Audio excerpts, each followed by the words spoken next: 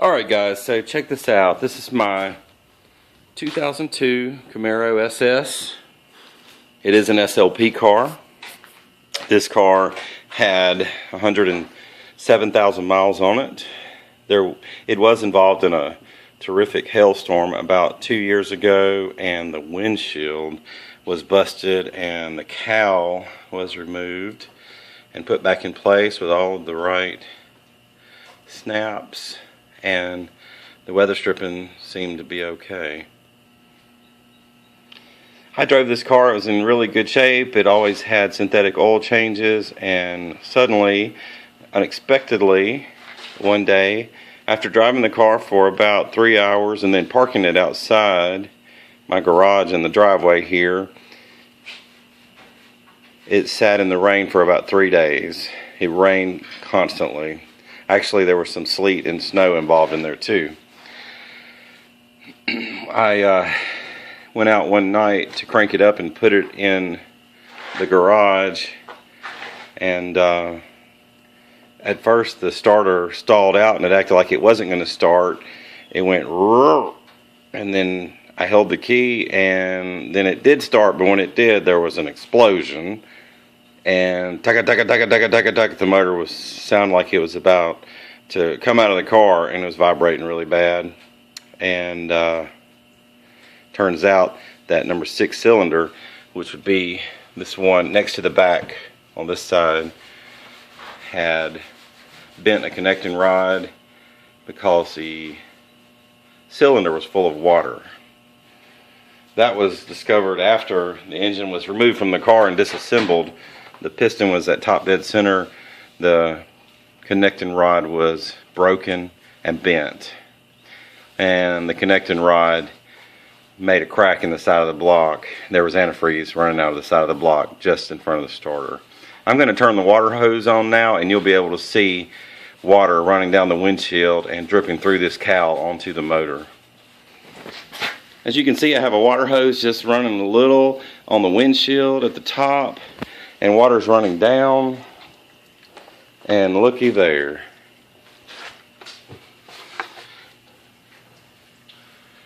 Just a little bit of water running down the windshield, and water is running all over the motor,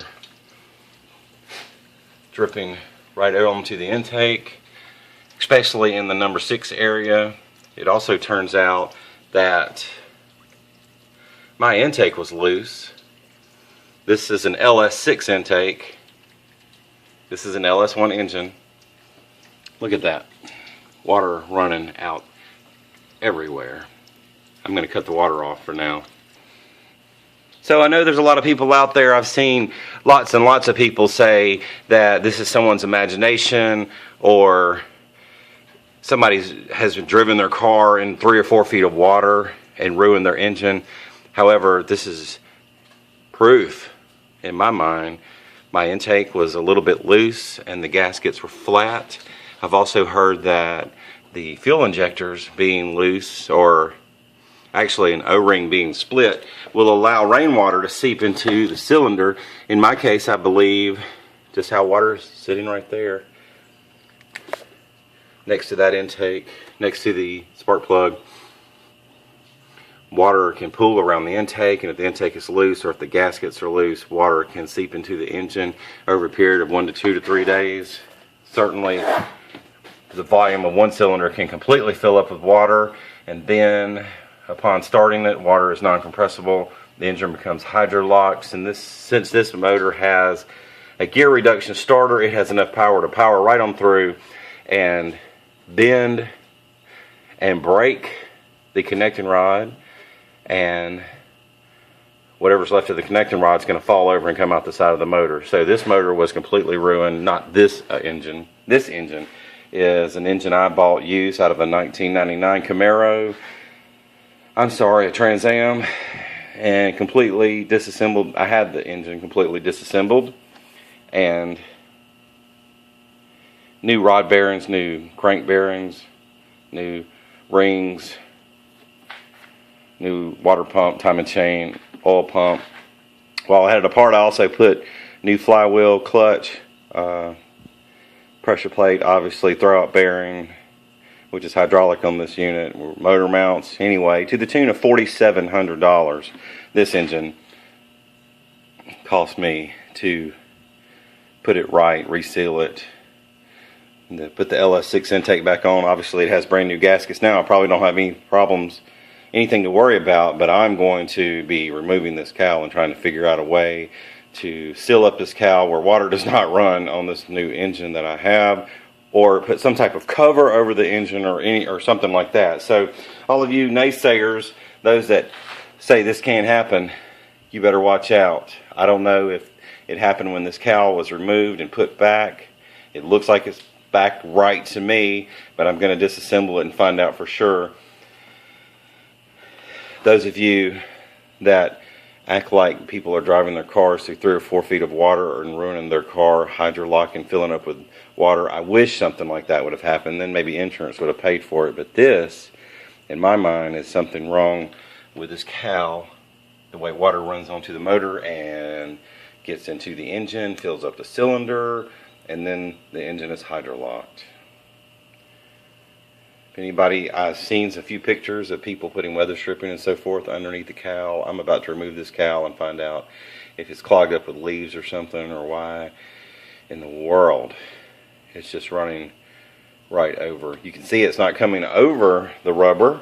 It seems like that when the hood is closed, it compresses the rubber and it gives a good tight seal, although there is a gap right there.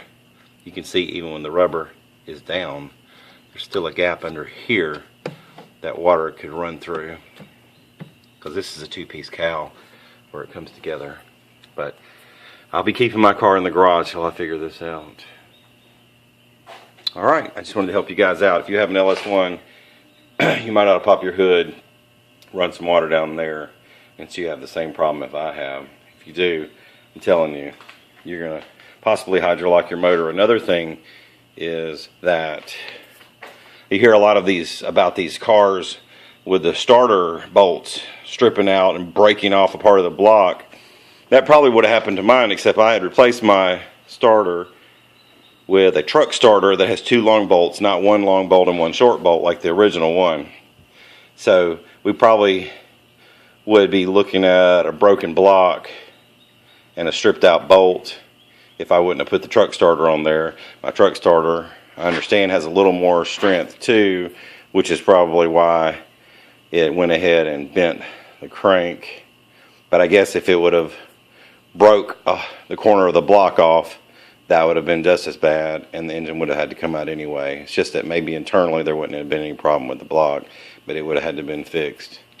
And no matter what, I think if you put a brand new motor in here, the situation it's in now, it's just a matter of time for this intake gets a little bit loose, or water goes around one of those O-rings and ruins this motor as well. Alright, that's it for now. I'll keep you posted. I'll post in the comments below what I find with the cowl.